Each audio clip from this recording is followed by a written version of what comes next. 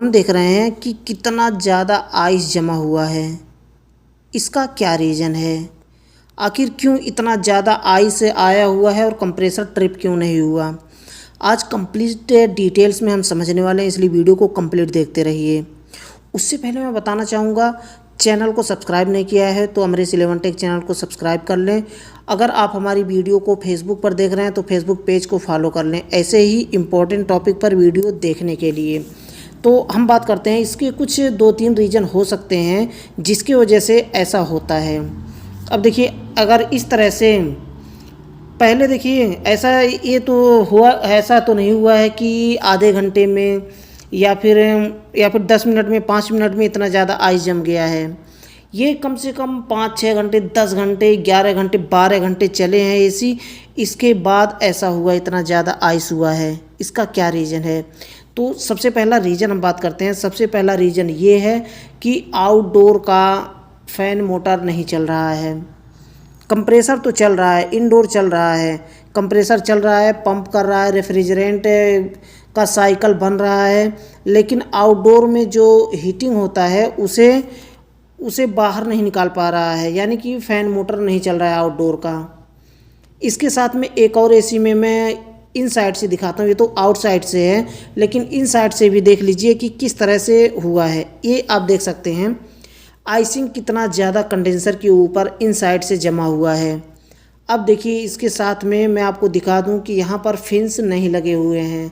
जो outdoor fan motor का जो फिन्स होता है, मोटर तो लगा हुआ है लेकिन फिन्स नहीं लगा हुआ है, मतलब कि जो रेफ्रिजरेंट कंडेंसर में आ रहा है उसका जो हीटिंग होता है, उसका हीटिंग बाहर नहीं निकाल पा रहा है। आउटडोर का फ़ैन मोटर नहीं चल रहा है, इसकी वजह से आइसिंग हो रहा है। भाई, आइसिंग कहाँ से शुरू होता है?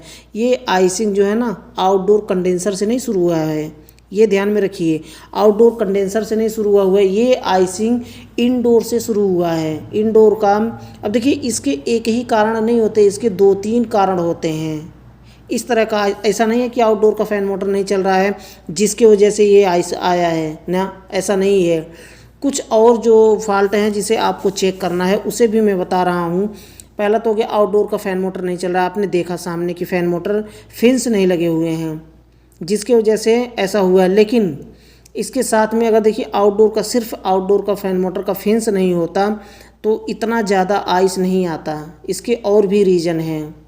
तो अगर आउटडोर का फ़ैन मोटर नहीं चल रहा होता है तो कंप्रेसर हीटअप होकर के थोड़ी देर में बंद हो जाता और इस तरह से आइस नहीं जमता। लेकिन अब अगले रीज़न की हम बात करते हैं। एक तो फ़ैन मोटर आपने देख लिया कि नहीं है, फ़ैन मोटर नहीं चल रहा है। नेक्स्ट है इंडोर में। इंडोर में आते हैं।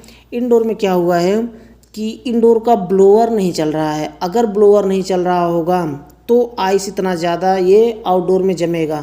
स्टार्टिंग इंडोर से होता है, इंडोर की कूलिंग कॉइल पे जमता है, उसके बाद वही सक्शन लाइन पकड़ करके धीरे धीरे धीरे बर्फ़ जमते जमते जमते आउटडोर के सक्शन तक आता है, सर्विस वाल तक आता है। उसके बाद सर्विस वाल, उसके बाद भी कंप्रेसर नहीं बंद हुआ, चल रहा है, तो फिर कंप्रेसर के ऊपर धीरे धीरे बर्फ़ जमने लगता है। अब कंप्रेसर के ऊपर जमा, धीरे धीरे धीरे पूरे लाइन पर, यानी कि पूरे कंडेंसर पर बर्फ़ जमने लगा। तो इस तरह से जमते जमते इतना ज़्यादा बर्फ़ जम जाता है। इंडोर का ब्लोअर नहीं चल रहा होगा, उसे चेक करें। इंडोर अगर बहुत ज़्यादा गंदा है, कूलिंग कॉइल बहुत ज़्यादा गंदा है, फ़िल्टर बहुत ज़्यादा गंदा है, इतना गंदा है कि थोड़ा भी एयर पास नहीं हो रहा है उससे, तो उसे चेक कर लें। ये हो गया। नेक्स्ट हम बात करते हैं, जितने मेन फॉल्ट हैं उसे मैं बता दे रहा हूँ। एक तो होता है कि इंडोर आपने रिमोट से बंद कर दिया है, इंडोर बंद कर दिया आपने, आपको लग रहा है कि हमारा एसी बंद हो गया, लेकिन उसके बाद भी आउटडोर का कंप्रेसर चल रहा होता है। अगर ऐसा है कि इंडोर आपने बंद कर दिया, आउटडोर का कंप्रेसर चल रहा है, तो ऐसा हो सकता है। कोई ज़रूरी नहीं है कि कंप्रेसर हीटअप होकर के बंद हो जाए। कभी कभी कंप्रेसर बंद नहीं होता, 10-10 घंटे, 12-12 घंटे चलते ही रह जाता है।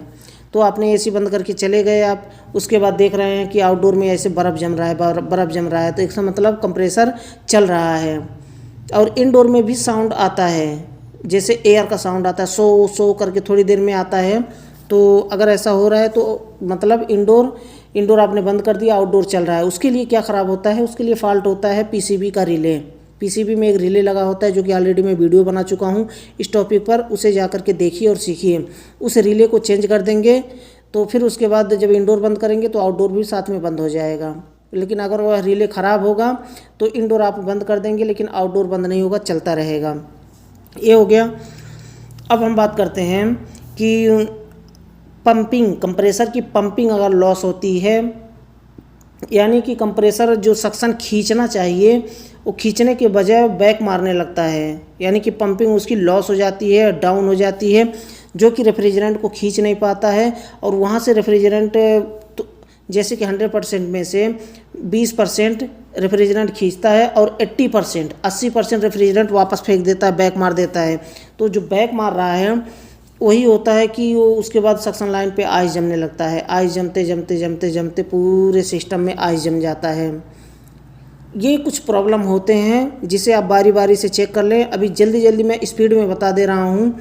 एक्सप्रेस में आउटडोर का फ़ैन मोटर चेक कर लें, आउटडोर का फ़ैन मोटर चल रहा है कि नहीं। इंडोर का ब्लोअर चेक कर लें, ब्लोअर चल रहा है कि नहीं, या फिर स्लो स्पीड में चल रहा हो तो भी ऐसा हो सकता है। उसके बाद कंप्रेसर की पंपिंग चेक कर लें। उसके बाद सिस्टम में रेफ्रिजरेंट चेक कर लें, रेफ्रिजरेंट कंप्लीट है ना, कंप्लीट नहीं है तो उसे कंप्लीट करें। लेकिन हाँ, रेफ्रिजरेंट चेक करने से पहले पूरे आइस को मेल्ट करना होगा। पूरा आइस मेल्ट कर देंगे तभी आप समझ पाएंगे कि हाँ हमारे सिस्टम में कितना सक्शन प्रेशर है। अगर ऐसे अगर आइस जमा होगा तो आप रेफ्रिजरेंट का सक्शन प्रेशर आप चेक नहीं कर सकते। इसको माइंड में बैठा लीजिए एक चीज़। कहीं भी सक्शन लाइन पे, इंडोर के कूलिंग कॉइल पे या फिर डिस्चार्ज लाइन पे कहीं भी आइस जमा है तो उस समय आप सक्शन लाइन में लगा करके आप सक्शन प्रेशर नहीं चेक कर सकते हैं। सक्शन प्रेशर क्लियर बताएगा ही नहीं कि कितना है सक्शन प्रेशर। तो ये कुछ प्रॉब्लम होते हैं।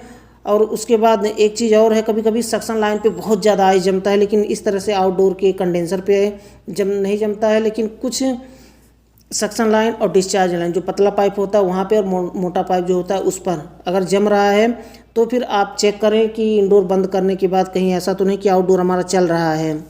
तो अगर ऐसा होता है तो पीसीबी को रिपेयर करवाएं। ये कुछ फॉल्ट होते हैं जिससे की वजह से इतना ज़्यादा आइस जमा होता है। मुझे लगता है कि आपको समझ में आ गया होगा। अगर फिर भी कोई क्वेश्चन है, कोई डाउट है तो बेझिझक आप मुझसे कमेंट बॉक्स में पूछ सकते हैं, मैं उसका रिप्लाई देने की कोशिश करूँगा।